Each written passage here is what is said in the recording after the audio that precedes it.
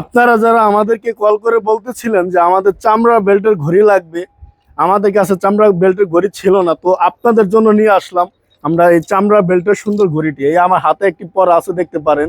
প্রত্যেকটা ঘড়ির কিন্তু প্রিমিয়াম কোয়ালিটি। আর আমাদের ঘড়ি কিন্তু একটা দুইটা না, আমাদের কাছে অনেক ঘড়ি আছে। তো আপনারা চাইলে এখন থেকে আমাদের ওয়েবসাইট থেকে চামড়ার বেল্টের ঘড়ি অর্ডার করতে পারেন।